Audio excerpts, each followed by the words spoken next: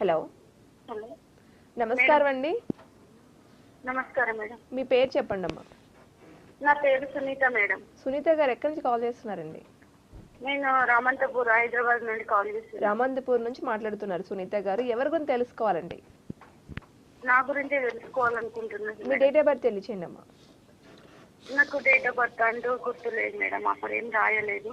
అవునా? మీ వయసు ఎంత నా పేరు ఉంటుందండి? 36, 37 ఉంటుంది. 37. సరేనమ్మా, మీ సమస్య గురించి గురుగారితో మాట్లాడండి.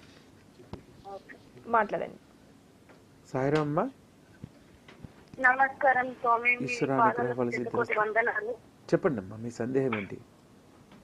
నాకు ఏది మొదలు పెట్టినా వెనక్కి పోతుంది. భార్య భర్తల వల్ల కూడా బాగా ప్రాబ్లమ్స్ అయ్యి తను వదిలేసి పోవడం అట్లాంటివి జరిగింది. అట్లా చాలా ప్రాబ్లమ్స్ ఎదుర్కోవాల్సి వస్తుంది. నాకు ఏదన్నా సమస్య ఉందా అసలు ఏంటిది అర్థం కావట్లేదు. డేట్ ఆఫ్ బర్త్ వివరాలు చెప్తారమ్మా? సార్ నాకు అవి తెలియదు. ఓకే అమ్మా. అయితే ఒకటమ్మా, ఒక పని చేయండి. అడిగిన సందర్భాన్ని బట్టి ప్రశ్న ప్రకరణం ప్రకారం మీరు తాంత్రిక విధానంలో ఒక చక్కని పరిహారాన్ని ఆచరించవచ్చు. రావి చెట్టు వేప చెట్టు కలిసి ఉన్న చోట సంధ్యా సమయంలో శనివారం నాడు ఆవ నూనెతో దీపారాధన చేయాలి. అలా కరెక్ట్గా 5 వారాలు ఆచరిస్తే చాలమ్మా.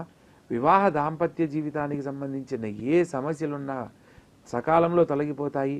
మీ భర్త మిమ్మల్ని అర్థం చేసుకునే భావం కలుగుతుంది. తద్వారా మీ యొక్క అన్యోన్య దాంపత్యం వల్ల ఇక మీదట సమస్యలు లేని జీవితాన్ని మీరు పొందడానికి కారణమవుతుంది.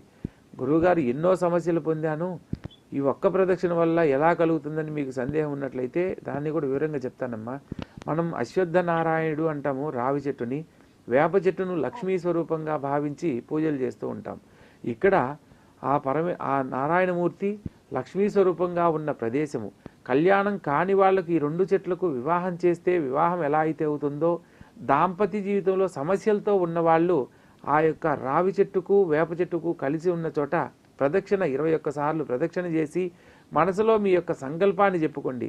తండ్రి, నీ అనుగ్రహంతో మా వైవాహిక జీవితంలో ఉన్న సమస్యలు తొలగిపోయి అన్యోన్య దాంపత్యంతో మేము చిరకాలం జీవించేలా మమ్మల్ని అనుగ్రహించండి తండ్రి అని చెప్పి నమస్కారం చేసుకొని ఆ స్వామివారి దగ్గర ఆవ నూనెతో దీపారాధన వెలిగించాలి. మనము ఆవ నూనెను ఉపయోగించడం వల్ల నెగిటివ్ ఎనర్జీస్ తొలగిపోతాయి. అంటే వివాహ జీవితానికి సంబంధించి ఒకప్పుడు మీరు చక్కగా ఉన్నప్పుడు ఎవరి వల్లైనా దృష్టి దోషాల వల్ల మీకు ఈ సమస్యలు కనుక ఏర్పడుతున్నట్లయితే, లేదా ఒకరినొకరు అర్థం చేసుకోలేని మనస్తత్వంతో మీరు ఇబ్బంది పడుతున్నట్లయితే ఆ దోషాలన్నీ తొలగిపోవడానికి ఆవ నూనెతో దీపారాధన చేయాలి. అందుకని ఈ యొక్క రావి చెట్టు దగ్గర వేప చెట్టు దగ్గర కలిసి ఉన్న చోట మట్టి ప్రమిదలో ఆవ నూనెతో కనుక దీపారాధన చేసి మనసులో ఉన్న సంకల్పాన్ని చెప్పుకుంటూ 21 ప్రదక్షిణలు కనుక చేసినట్లయితే వైవాహిక జీవితంలో ఉన్న అనేక రకాల సమస్యలు తొలగిపోయి అన్యోన్య దాంపత్యంతో చిరకాలం జీవిస్తారు.